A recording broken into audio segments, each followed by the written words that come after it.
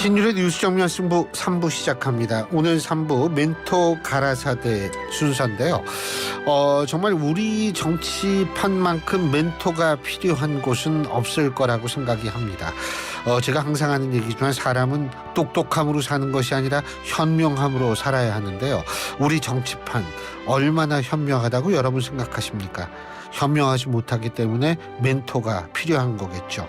자, 오늘 멘토 가라사대 오늘은 신평 변호사 연결해서 얘기 나눠볼 텐데요.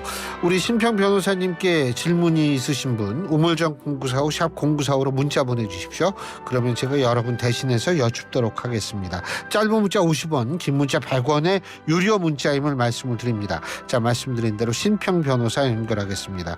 변호사님 안녕하십니까? 아이고, 얼마나 수고 많으십니까? 아이고, 별 말씀을요. 요새 하도 일들이 많아가지고요. 근데 아이고, 세상 사는 게 항상 그렇죠. 그렇죠. 예. 근데 신평 변호사님이 보실 때 예전에 그 한동훈 위원장 위원장 되실 때하고 지금하고 조금 평가가 달라지셨을 것 같은데 신평 변호사님은 뭐 교수를 한 20년 하셨잖아요. 예. 학점을 주신다면 한동훈 위원장 어떤 학점 주시겠습니까? 지금 적어도 A-는 줘야 하지 않겠습니까? 아, A-요? 예. 그 A-면은 A0, A+를 안 주신 이유가 뭡니까? 특히 이제 요번에 한 위원장이 주도해서 여러 가지 어떤 공천을 아주 매끄럽게 또 별 탈 없이 잘 하셨죠. 예. 그런 점이 한동훈 위원장에 대해 어떤 공적으로 우리가 돌릴 수도 있겠습니다만은 또 한편을 보면 조금 아쉬운 점이 없지 않죠. 어떤 점이요? 이렇게 어떤 무난한 공천을 함으로 해서 제가 하나 예를 들어서 말씀드리자면은 한 위원장이 제가 사는 대구 경북 지역이나 또는 부산, 경남 일부 지역에 말이죠. 여기서는 국회의원이 국민의힘의 공천을 받으면 바로 당선되거든요. 예. 요번에 시스템 공천은 결국 현역 의원한테 상당한 페이버를 주는 제도입니다. 예. 그래서 이 지역에서는 요번에 현역 의원이 대부분 다시 공천을 받았고, 그렇게 해서 계속 이런 분들이 이런 식으로 하면은 국회의원 선수를 계속 샀겠죠. 예. 그럼 이런 분들은 적어도 이 지역에서는 불패의 존재가 됩니다. 예. 절대 패하지 않는 존재가 되는 거죠. 예. 그러면은 고인물이 되어가지고 그분이 출신 지역은 활력을 잃게 되고 또 정치 불신은 심화되지 않겠습니까? 예. 한 위원장께서 아마 이런 점에 관해서 충분한 고려가 됐는가? 충분한 고려를 하셨다면은 여기는 강남 지역처럼 서울 서초강남에서 요번에 국민 공천제 추천제를 한다고 하는데 추천제요? 그런 것처럼 좀 더 과감한 그런 어떤 시대의 변화를 담을 수 있는 조금 공천이 되어줬으면 하는 그런 바람을 갖는데 또 그런 바람도 또 조금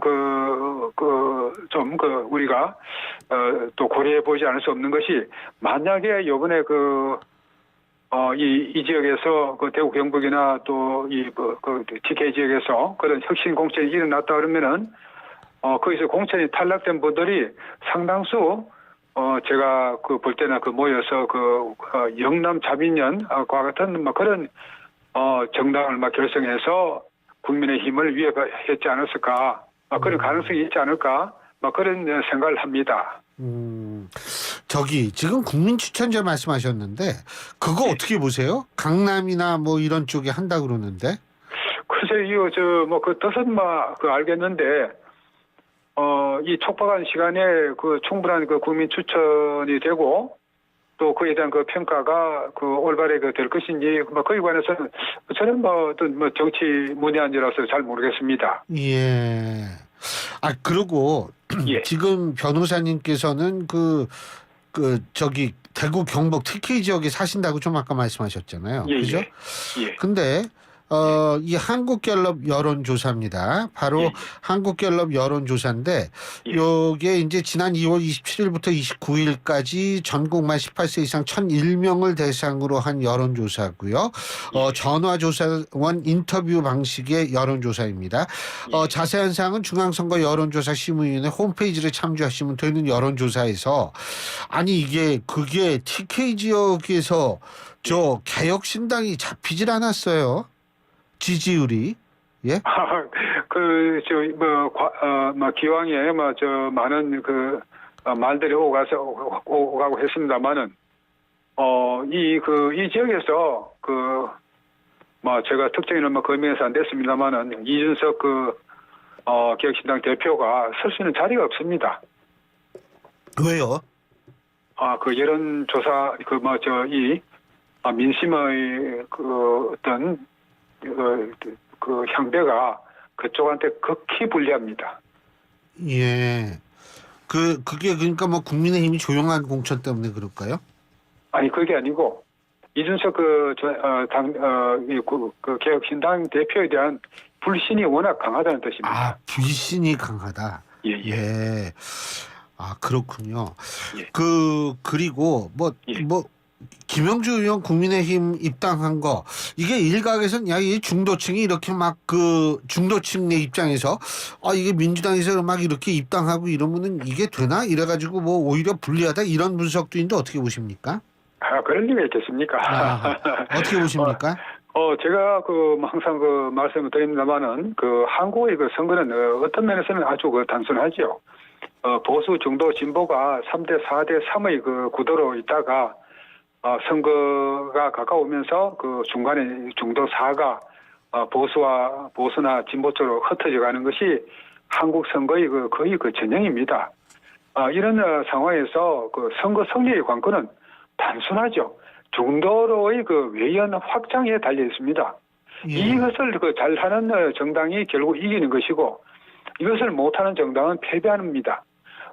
김영주 국회 부의장이 그런 부의장의 관록이나 또 여러 가지 지금까지 살아오신 여러 가지 훌륭한 점들이 있지 않습니까? 예. 이런 분이 국민의힘으로 당적을 과감히 바꿔서 국민의힘 이름으로 출마를 하신다 그러면은 당연히 중도층에서는 국민의힘에 이런 면이 있구나, 색다른 면이 있구나, 이런 좋은 면이 있구나, 그렇게 생각하시겠죠.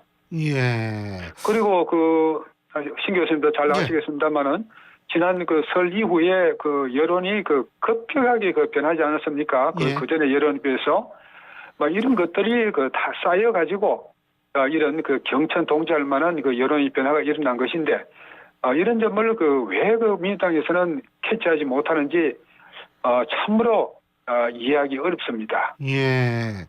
근데 지금 민주당 말씀하셨는데, 예. 변호사님 보실 때 임종석 전 실장이 사실 이 갑자기라고 표현할 수밖에 없을 것 같은데, 예. 이렇게 민주당 잔류를 선택하게 된 이유에 대해서 추측을 하시면 어떻게 추측하실 수 있어요? 저도 보도를 보고 알았습니다만은 그분이 먼저 이낙연 전 총리한테 연락해서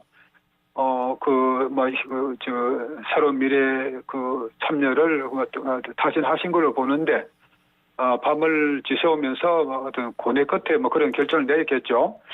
저는 임종석 전 실장의 마음이 과거에 한나라 어떤 개국 공신인 한신 장군의 그런 마음을 생각하면서 이 치욕을 견디고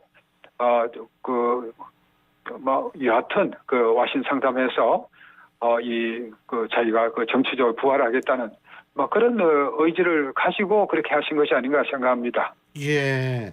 지금 변호사님이 한나라라고 해서 저는 한나라 당을 말씀하시는 건가 그렇습니다. 그렇게 생각을 했는데, 예. 예. 그런데요. 예. 지금 조국혁신당이죠, 이제는 창당을 예. 했고, 근데 어느 정도 성과를 낼 거라고 보십니까, 총선에서? 지금 어디 예, 보면은 지금 우리가 이제 이 방송을 하면서 여론조사 그 말을 꺼내면은 안 되는 식으로 그럼요. 그런데 법조인이시니까 당연히. 예. 예. 그 조금 너무 심하게 그 운영을 하는 것 같은데요. 예. 지금 그 여론조사는 그 빼겠습니다. 예. 그러나 10% 넘은 여론조사는 그 빼고 지금 그 과거 21대 그 총선을 그 정확하게 그 예측한 그 엄경영 그 시대정신 연구소장이 있죠. 저희 2주마다 한 번씩 나오는 고정 패널이십니다. 예. 이분이 혁신당이 비례대표 그 선거에서 그 한 15% 이상은 늦건히 얻을 것이다. 이런 예측을 하지 않습니까? 예. 지금부터 점점 또 그쪽으로 가고 있지 않습니까? 그렇게 보시는 거군요. 저도 그 의견에 동의합니다. 근데 왜 그렇게 보시죠? 변호사님께서는? 저는 음소장과는 좀 다른 견지에서 예. 제가 무려 2년 전에 조국 전 장관이 반드시 정치적으로 부활할 것이다 예측을 했죠. 예. 아주 일찍부터 말씀하셨죠. 예. 조 전 장관의 아주 뛰어난 정치적 자산을 갖고 있습니다. 뛰어난 정치적 자산이요? 그렇죠. 예. 다른 분과 비교하기 힘든 그런 아주 뛰어난 점을 갖고 있는데 이분이 이제 지금 여러 가지 어떤 좋던 우리가 좋은 의미로 말하건 나쁜 의미로 말하건 불우한 처지에 있는 건 사실이지 않습니까? 예. 이런 과정을 거치면서 22대 이번 총선에 나갈 수밖에 없다는 거죠. 이분이 일상으로 복귀하기 위해서는 이 총선에 나가서 국회의원 배지를 다는 것이 그분한테 허용된 유일한 통로입니다. 예. 탈출구입니다. 그래서 국회의원에 당선되면은 급속하게 정치의 중심에 위치하면서 지금 야권의 2027년 대선 후보로 급부상할 것이다. 저는 그렇게 예측을 했죠. 그 예측처럼 지금 거의 그대로 되어 가고 있지 않습니까? 그러면 엄경영 소장께서 말씀하신 대로 이재명 대표가 총선 이후에 갈 수밖에 없는 상황이고, 그렇죠. 대신 예. 조국 전 장관이 들어온다. 이거 동의하시는 거예요? 저는 이재명 당대표도 대단히 훌륭한 점이 많죠. 저는 이 대표하고도 과거 오랫동안 친분이 있고 합니다만은. 그러세요? 그러나 이재명 당대표가 가진 정치적 자산보다는 조국 전 장관이 가진 정치적 자산이 더 우월하지 않을까. 그렇게 생각을 합니다. 그런 면에서 우리가 비교하자면은 이재명 당대표보다는 이재명 당대표는 또 엄중한 사법 리스크, 조국 전 장관이 겪는 사법 리스크보다도 더 큰 거죠. 그 리스크를 결국 헤어나지 못하고 조국 전 장관이 어떻든 이 활동의 공간만 확보되면은 이재명 당대표를 쉽게 넘어설 것으로 저는 예측합니다. 근데 변호사님께서 예. 조국 전 장관의 실형 이 부분에 대해서 대법원에서 기각될 것이다. 이렇게 말씀하셨었죠. 조국 전 장관이 2심의 2년 실형 선고 판결에 대해서 상고를 했습니다. 예. 그 상고가 기각될 것이라고 예측했죠. 그러면은 결국 실형을 살게 될 가능성이 크다는 말씀이신 것 같은데. 그렇죠. 그런데 어떻게 이렇게 정치권에서 중요한 역할을 할 수 있을 거라고 보십니까? 정치권에서 2년이면 엄청난 긴 기간이거든요, 사실은. 우선 총선이 있을 때까지는 선고가 나기가 힘들지 않을까 싶고, 시간적으로.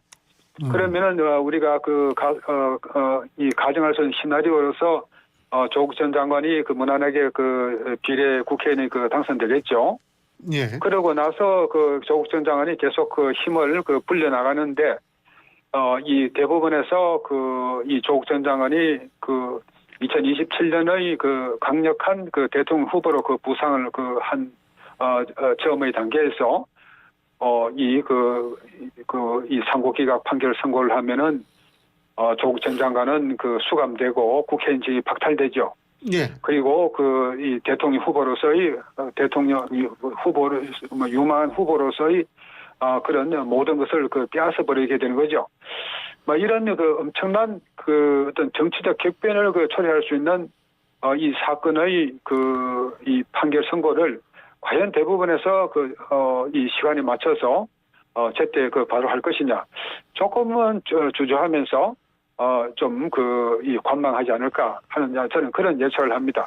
근데 결국에 가서는 어떤 상고기가 판결이 선고되면은 조 전 장관은 2년의 수행을 해야 되니까 공백이 있겠죠. 그러나 말이죠, 생각해 보십시오.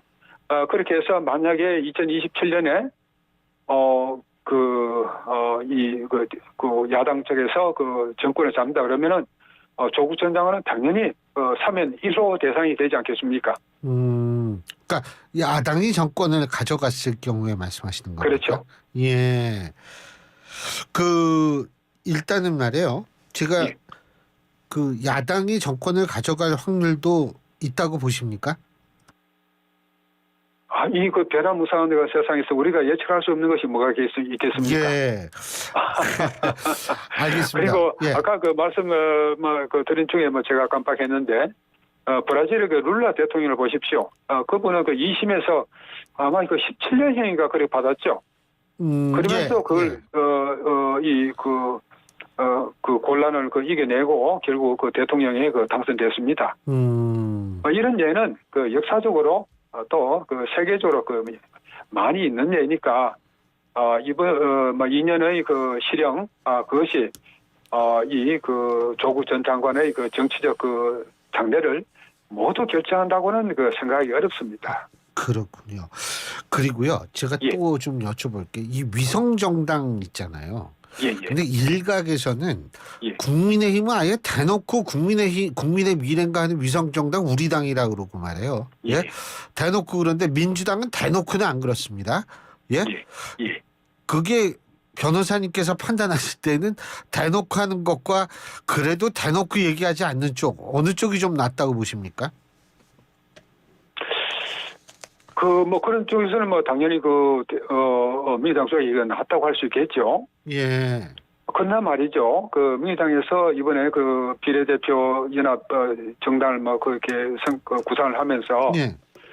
과거에 통진당 해산된 통진당 계열의 강경 진보 세력이나 또는 이 젊은 운동권 세력 또 예. 그리고 평생 아스팔트 위에서 모든 것을 바쳐온 그런 강성 진보 세력을 대거 영입해서 이 국회로 진출시키겠다고 그런 계획을 짜는 것은 좀 심하지 않느냐. 그런 면에서도 지금 중도층이 민주당에 등을 돌리고 있는 겁니다. 예. 그럼에도 어쨌든 국민의 선택의 결과 아닐까요? 만일 그쪽 그렇죠. 정당이 예. 그렇게 된다면. 예. 그죠? 그러나 지금 지금까지의 여러 정황으로 봤을 때 예. 여론조사 또 하면 안 되니까 그러십니다만은 감사합니다. 여러 가지 정황으로 봐서 예. 이번 총선은 국민의힘이 거의 압승할 것이 거의 틀림없을 겁니다. 예. 아니 변호사님은 솔직히 몇 석 정도 보세요?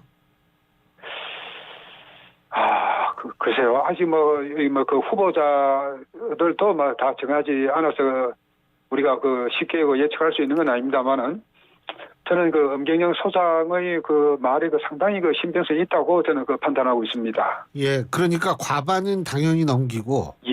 이런 말씀이시군요. 그렇겠죠. 그렇군요. 예. 어쨌든 이게 지금 시간이 총선까지 얼마 남지 않았습니다만 그럼에도 불구하고 이런 판세가 뒤집어질 수 있는 변수 뭐라고 보십니까? 변수 거의 없을까요? 글쎄요. 없다고 봅니다.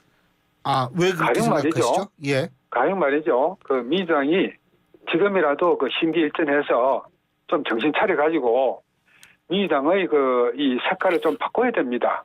중도층에 소구할 수 있는 민주당이 돼야 되거든요. 예. 그래서 민주당이 만약에 우리는 앞으로 이 중산층의 친화적인 이 진보 정당이 되겠다. 예. 그래 가지고 지금 한국의 어떤 세제가 문제가 많지 않습니까? 예.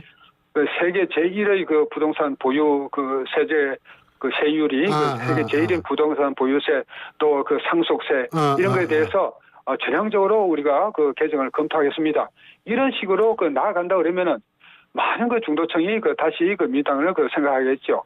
그러나 그렇게 그 변할 가능성은 점점 지금 민주당 보십시오. 점점 더 고수 그 진보 세력 그 강성 그 진보 세력에게 그 경도되어 가서 지금 이게 탈출구가 그 없는 것 같아요.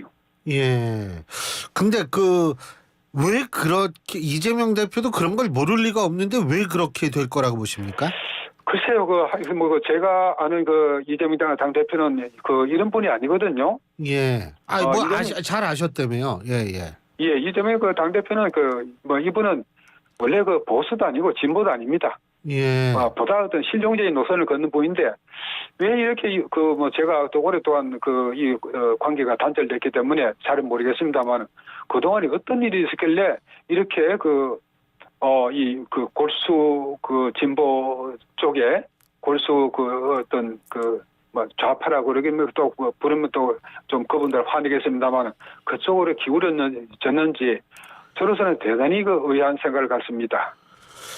거기에는 그분이 지금 맞닥뜨리고 있는 엄중한 상황 가장 큰 것은 사법 리스크겠죠.